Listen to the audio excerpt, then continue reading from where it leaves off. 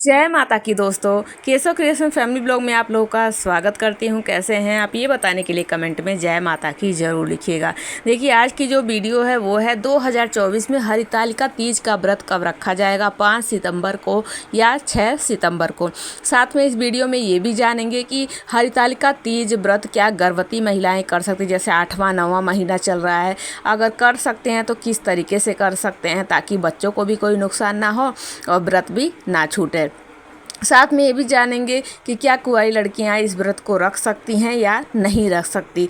साथ में ये भी जानेंगे कि अगर आप दवाइयाँ लेती हैं तो क्या तीज व्रत में दवाइयाँ ले सकते हैं, क्योंकि ये व्रत एक ऐसा व्रत है कि जो पूरे निराजल रहता है, यानी सुबह 4 बजे से लेकर अगले दिन पारण तक इस व्रत में जल नहीं ग्रहण किया जा सकता है। बहुत ही कठिन व्रत है, बहुत ही कठिन व्रत है। तो क्या आप दवाई ले सकती हैं, दवाई लेना ज़रूरी है तो क्या ले सकती हैं या नहीं ले सकती। साथ में ये भी जानेंगे इस वीडियो में कि टाइम से हमारे पीरियड्स, क्योंकि महिलाओं के साथ ये दिक्कत तो हमेशा रहती ही है अक्सर। तो पीरियड्स है, दूसरा दिन है, पहला दिन है, तीसरा दिन है, तो क्या करें, ऐसे स्थिति में क्या करें, क्या श्रृंगार करें या नहीं करें, पूजा पाठ करें या नहीं करें, क्या सभी महत्वपूर्ण जानकारी इस वीडियो में आप लोगों को दूंगी। वीडियो में बने रहिएगा। एक रिक्वेस्ट, वीडियो को लाइक शेयर एंड सब्सक्राइब कीजिएगा और कमेंट में जय माता दी अवश्य लिखिएगा। तो चलिए सबसे पहले जानते हैं हरितालिका तीज व्रत।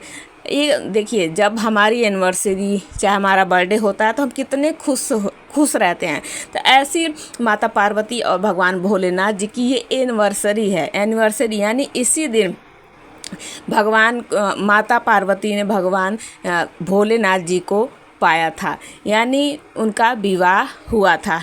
तो एक एनिवर्सरी के रूप में उस दिन भोलेनाथ जी और माता पार्वती बहुत ही खुशनुमा, बहुत ही खुश रहते हैं। तो ऐसी स्थिति में हम महिलाएं इतनी कठिन व्रत करती हैं और जो भी हमारी इच्छा होती है हम उनसे मांगते हैं तो वो जल्दी हमारी पूरी होती है। तो इसलिए हरितालिका तीज का व्रत अवश्य रूप से सभी महिलाओं को करना चाहिए, जिसकी जितना सामर्थ्य है करना ही करना चाहिए। और सभी महिलाएं करती भी हैं अपने सुहाग को, अखंड सुहाग के लिए और सभी भौतिक सुखों के लिए। तो देखिए, सबसे पहले जानते हैं कि 2024 में हरितालिका तीज का व्रत कब करना है। तो हरितालिका तीज का व्रत 2024 में 5 सितंबर दिन शुक्रवार को रखना है। दूसरी बात, हरितालिका तीज का व्रत कई ऐसी बहनें हैं, कई ऐसी माताएं हैं जिनके यहाँ मायके से सामान आता है, जैसे श्रृंगार का सामान, खाने पीने का सामान और कपड़े लत्ते सभी चीज़ें मायके से आती हैं। अगर आपके यहाँ नहीं आती हैं तब भी कोई बात नहीं है। वैसे मायके से जो चीज़ें आती हैं वो भी बहुत ही शुभदायी होती हैं, लेकिन अगर आपकी नहीं आता है तब भी कोई चिंता की बात नहीं है। आप अपने आप भी खरीद लेंगी तब भी इसमें कोई दिक्कत नहीं है। माता और भोलेनाथ जी का आशीर्वाद ऐसे ही आपको मिलेगा। तो आप अगर सामान आता है तो रख लीजिए, नहीं तो आप खुद भी छूने के लिए और अपने पहनने के लिए अलग से खरीद सकते हैं।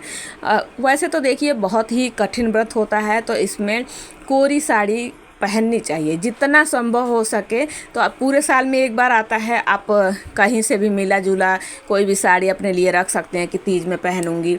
तो अगर आपके पास नहीं है तब भी कोई चिंता की बात नहीं है। ये नहीं है कोरी साड़ी पहननी ज़रूरी है, लेकिन अगर हो सके तो कोशिश यही कीजिए कि कोरी साड़ी पहना कीजिए, कोरी साड़ी पहनकर व्रत किया कीजिए। अगर नहीं है तो साफ़ सुथरी धुली हुई साड़ी आप पहनकर पूजा कर सकते हैं।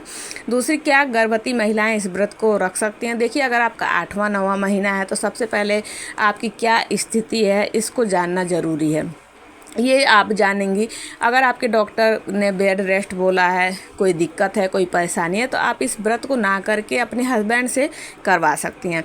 अगर आपके हस्बैंड नहीं कर सकते हैं तो कोई बात नहीं, अगर व्रत छूट भी जाता है तो ऐसी स्थिति में देखिए, ऐसे तो पहले की जो हमारी बड़े बुजुर्ग हैं वो कहते हैं कि एक बार छूट गया तो छूट गया, लेकिन देखिए मेरा मानना तो यही है कि परिस्थिति क्या थी, स्थिति क्या थी, कौन सी परिस्थिति में आपसे व्रत छूटा है। ये आपकी मजबूरी है, आप गर्भवती हैं, आपको डॉक्टर ने मना किया है, कल को बच्चों को कोई दिक्कत हो सकती है। तो अगर इस व्रत को छूट भी जाए तो अगली व्रत में आप अपने माता पार्वती को साड़ी और श्रृंगार का सामान चढ़ाकर उठा सकती हैं। ये भी क्लियर हो गया। अब दूसरी चीज़ है, क्या कन्याएं व्रत को रख सकती हैं। तो देखिए, कथा की पुस्तक में तो साफ लिखा है कि माता पार्वती जी भी कुंवारी ही थी। तो कई जगहों पे रखा जाता है, कई घरों में नहीं रखा जाता है। तो आप अपने घर के हिसाब से, जो भी आपके घर का नियम हो और बड़े बुजुर्ग जो भी आपके हैं वो क्या कहते हैं, अगर आपके यहाँ रखा जाता है तो रख सकते हैं। हमारे यहाँ पर कुंवारी कन्याएं व्रत नहीं रखती हैं, कई स्थानों पर रखती हैं, लेकिन हमारे यहाँ पर कुंवारी कन्याएं नहीं रखती हैं। तो सबके घर का नियम अलग है, आप अपने घर के नियम के अनुसार ये काम कीजिएगा। बड़े बुजुर्ग के विपरीत जाकर भी कार्य नहीं करना चाहिए। चलिए जानते हैं क्या पीरियड्स का पहला दिन है, दूसरा दिन है, तो क्या श्रृंगार कर सकते हैं। तो देखिए, श्रृंगार पहला दूसरा साल भर में एक बार आता है, तो महिलाओं को श्रृंगार करना चाहिए। लेकिन जो भी आपको श्रृंगार करना है, जैसे सिंदूर लगाना है, वो आप पहले से अलग से रख लीजिए, अलग से किसी से निकलवा लीजिए, क्योंकि सारी चीज़ पूरा जो सिंदूर की आपकी डिब्बी है वो अशुद्ध ना हो, क्योंकि होती तो ये अशुद्ध स्थिति है। तो थोड़ा सा निकाल लीजिए और अलग से अपना लगा लीजिए, पूरा श्रृंगार आप कीजिए, लेकिन अलग से अपना सामान निकाल लीजिए। जैसे चूड़ी हो गई, किसी से निकलवा लीजिए, उसी में से आप श्रृंगार कर सकते हैं, क्योंकि साल भर में एक बार आता है और हमें खुद को लगता है कि हम तैयार नहीं होंगे, और तैयार होना भी ज़रूरी होता है व्रत के साथ साथ। तो पूरा अपना 16 श्रृंगार कर सकते हैं तो 16 श्रृंगार कीजिए, नहीं तो साड़ी, चूड़ी, सिंदूर, बिंदी, आलता, नेल पेंट, मेहंदी, ये सभी आपको, बाल में गजरा ज़रूर लगाना चाहिए, गजरा भी ज़रूर लगाना चाहिए। इस बात का, काजल आँख में, ये सब चीज़ें आपको श्रृंगार में आती हैं, ये सब चीज़ श्रृंगार आपको ज़रूर करना चाहिए। इस व्रत में वैसे पार्थिव शिवलिंग का जो कथा पढ़ेंगे तो उसमें भी पार्थिव शिवलिंग की पूजा का विधान है, लेकिन पार्थिव शिवलिंग अगर आप तैयार करते हैं, उनकी पूजा करते हैं, तो आपको अगले दिन पारण से पहले विसर्जन करना होता है। तो अगर आपकी सामर्थ्य है तो आप पार्थिव शिवलिंग की पूजा कर सकते हैं, नहीं तो आपके घर में शिवलिंग है वहाँ पर पूजा कर सकते हैं सब। उसके बाद मंदिर हरतालिका तीज के दिन ज़रूर जाना चाहिए, वहाँ जाकर भी पूजा आपको करना चाहिए। अब बात आती है श्रृंगार का सामान, क्या मंदिर में चढ़ा दें, घर पे भी चढ़ाना ज़रूरी है, दान करना भी ज़रूरी है। तो देखिए, अगर आप मंदिर में दान करके आ जाते हैं, पूजा करके आ जाते हैं, उसके बाद दान करके आ जाते हैं, तो कोई ज़रूरी नहीं है। लेकिन क्योंकि देखिए, कई लोगों का सामर्थ्य ऐसा नहीं होता है कि दो जगह दान कर सकें और अपने लिए भी निकाल सकें, तो ऐसा नहीं है, जिसका जो सामर्थ्य है वो कर सकता है। बाकी श्रृंगार का सामान तो एक ऐसी है कि आप जितना दान करते हैं उतना ही आपकी बढ़ोतरी होती है। बाकी सबका सामर्थ्य, सब अपने अपने सामर्थ्य के हिसाब से काम करना, क्योंकि अपनी अपनी परिस्थिति सभी को अपना मालूम होता है। तो जैसी भी आपकी परिस्थिति हो, उस हिसाब से जितना आपका सामर्थ्य हो उस हिसाब से आपको करना चाहिए। अगर दो जगह घर पे भी दान करने का आपका सामर्थ्य तो घर पे भी कीजिए, मंदिर में भी कर लीजिए, कोई दिक्कत नहीं है। और जब पारण करते हैं तब भी दान कर सकते हैं। अगर मंदिर में आप दान करके आ गए हैं और सुबह पारण के समय पर, तो केवल आपको अनाज का दान जरूर करना चाहिए। पारण करने से पहले आपको दान अवश्य निकालना है, और दान में जो भी आप अनाज निकालते हैं, आप हो सके तो खीरा और दही का दान जरूर, दही, चीनी, खीरे का दान आपको जरूर करना चाहिए हरतालिका तीज व्रत में। साथ में दक्षिणा भी आपको जरूर दान करना चाहिए। ये छोटी छोटी बातें हैं, आपको ज़रूर ध्यान में रखनी चाहिए। चलिए बात करते हैं कि आप पहली बार व्रत उठा सकते हैं या नहीं उठा। देखिए, कभी भी जब भी हरतालिका तीज का व्रत पड़ेगा वो भादो मास के शुक्ल पक्ष की तृतीया तिथि को ही पड़ेगा। तो आपका पहला साल है, अभी शादी हुई है, पहला व्रत पड़ा है, तो आप उठा सकते हैं।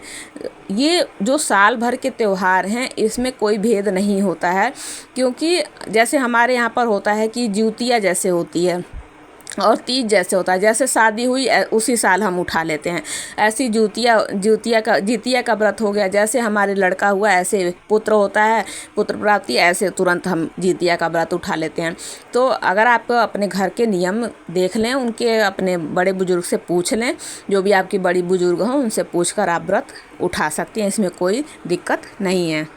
पहली बार व्रत उठा रही हैं तो पूरा श्रृंगार का सामान, हो सके तो 16 श्रृंगार और साड़ी आपको जरूर दान करनी चाहिए। माता पार्वती को जरूर चढ़ाएं। और पारण के समय जब आप सुबह अपना नहा धो लें, उसके बाद दैनिक क्रिया से निवृत्त हो जाएं, माता की पूजा करें, जहाँ पे आपने चौकी लगाई वहाँ पर आएँ और जो साड़ी आपने पहनी है वो साड़ी भी पहन सकती हैं साफ, क्योंकि रात को उतार देते हैं हम, अपना नाइट ड्रेस पहन लेते हैं, तो उस साड़ी को पहन सकती हैं। और जो आपकी शादी की चुन्नी है वो ओढ़ना बिल्कुल मत भूलिएगा। वो ओढ़कर माता को आप जो सिंदूर लगाना है, फिर माता से सुहाग भी लेना बिल्कुल मत भूलिएगा। माता से सुहाग लेना है और उसकी इस तरीके से अपना व्रत पूर्ण करना है। मिलती हूँ अगली वीडियो में। जय माता दी।